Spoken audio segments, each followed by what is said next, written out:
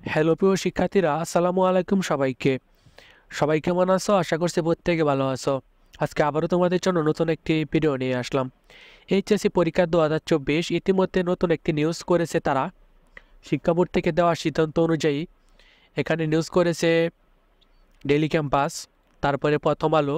এই দুটি জনপ্রিয় নিউজ চ্যানেলটা কিন্তু নিউজ করেছে ইতিমধ্যে যে এইচএসসির বাকি বিষয়ে পরীক্ষা অর্ধেক প্রশ্ন উত্তরের পরীক্ষা পেছাবে।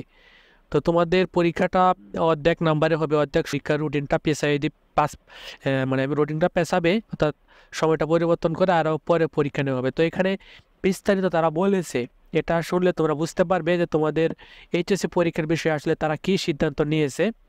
এটা তোমাদের জন্য মোটামুটি একটি দুঃসংবাদের মতোই।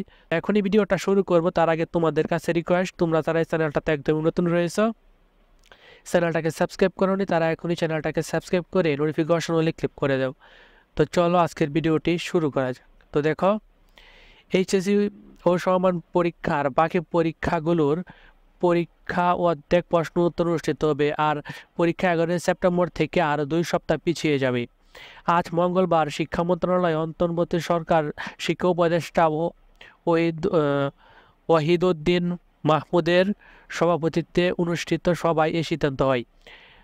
ঢাকা শিক্ষা বোর্ডের চেয়ারম্যান অধ্যাপক তপন কুমার সরকার প্রথম আলোকে এ তথ্য জানিয়েছে।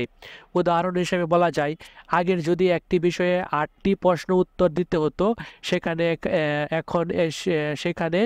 এখানে 4টি প্রশ্ন উত্তর দিলেই হবে।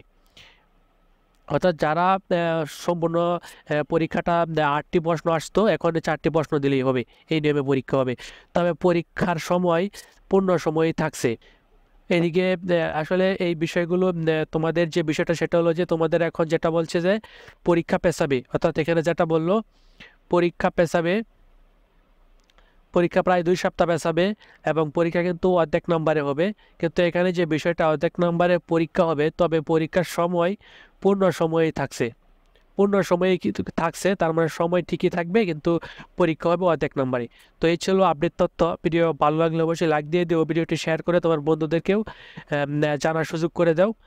আর চ্যানেলে নতুন হয়ে থাকলে আবারও বলছি, চ্যানেলটাকে সাবস্ক্রাইব করে রাখো, তাহলে সকল ধরনের আপডেট তথ্য সবার আগে জানতে পারবে।